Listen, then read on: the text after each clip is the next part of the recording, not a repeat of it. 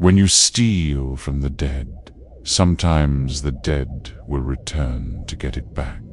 Welcome, brave souls, to this week's retelling and review of the Clinkity Clink from the Alvin Schwartz Scary Stories to Tell in the Dark books. If you want your own of these books, check out the link in the description. We may get a small commission from your purchase. Now, let's get to the story. An old lady got sick and died. She had no family and no close friends, so the neighbors got a grave digger to dig a grave for her, and they had a coffin made, and they placed it in her living room. As was the tradition, they washed her body and dressed her up in her best clothes and put her in the coffin. When she died, her eyes were wide open, staring at everything. The neighbors found 2 old silver dollars on her dresser, and they put them on her eyelids to keep them closed. They lit candles and sat up with her so that she would not be too lonely on that first night that she was dead. The next morning a preacher came and said a prayer for her. Then everybody went home. Later, the gravedigger arrived to take her to the cemetery to bury her. He stared at the coins on her eyes, and he picked them up. How shiny and smooth they were. How thick and heavy. They're beautiful, he thought, just beautiful. He looked at the dead woman with her eyes wide open. He felt that she was staring at him, watching him hold her coins. It gave him a creepy feeling. He put the coins back on those eyes to keep them closed. But before he knew it, his hands reached out again and grabbed the coins and stuck them in his pocket. Then he grabbed a hammer and quickly nailed shut the lid on the coffin. "Now you can't see anything," he said to her. Then he took her out to the cemetery, and he buried her as fast as he could. When the gravedigger got home, he put the 2 coins in a tin box and shook it.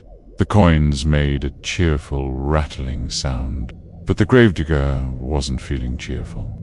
He couldn't forget those eyes looking at him.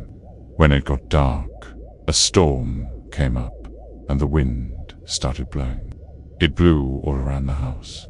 It came in through the cracks and around the windows and down the chimney. The gravedigger threw some fresh wood on the fire and got into bed and pulled the blankets up to his chin. The gravedigger lay there thinking about the dead woman's eyes staring at him. He got more scared. Suddenly, he heard another sound. Clinkity clink, clinkity clink, it went. Clinkity clink, clinkity clink. It was the silver dollars rattling around in the tin box. "Hey!" the gravedigger shouted. "Who's taking my money?" But all he heard were the coins going clinkety. He leaped out of the bed and chained up the door. Then he hurried back, but his head had barely touched the pillow when he heard clinkety clink, clinkety clink. Then he heard something way off in the distance. It was a voice crying, "Where is my money? Who's got my money? Who? Who?" And the coins went clinkety. The gravedigger was really scared. He got out of bed again and piled all the furniture against the door, and he put a heavy iron skillet over the tin box.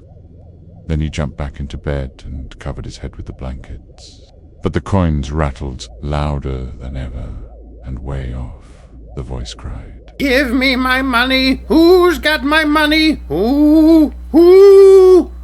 And the gravedigger shivered and shook and cried, "Oh, Lordy, Lordy." Suddenly the front door flew open, and in walked the ghost of the dead woman with her eyes wide open, staring at everything. And the coins went clinkety clink, clinkety clink, and the ghost of the dead woman cried, "Oh, where is my money? Who took my money? Who? Who?" And the gravedigger moaned. "Oh, Lordy, Lordy." The ghost could hear her money going clinkety clink, clinkety clink in the tin box, so she reached out with her arms and tried to find it. The coins rattled clinkety clinkety clinkety clink, and the gravedigger shivered and shook and moaned, "Oh, Lordy, Lordy." And the woman cried, "Give me my money! Who's got my money? Who? Who? You've dead! I always loved the jump scare stories from these books. It ends in exactly the same words as another classic, and my personal favorite, The Big Toe. I always envisioned the gravedigger as a big, burly dude. To me, it just didn't make sense that he would be so cowardly. The woman's eyes wide open is a bit freaky, but not to the point that a physically fit man would be shaking under his cover. Beyond that, why does the ghost of the old woman need money? Is she doing an ethereal Wawa run? Maybe it's Hoagie Fest. I don't know. Well, that's it for today's episode. Was the gravedigger scaredy cat, or would you hide from the dead woman's ghost too? Let me know in the comments below. And until next time, stay curious.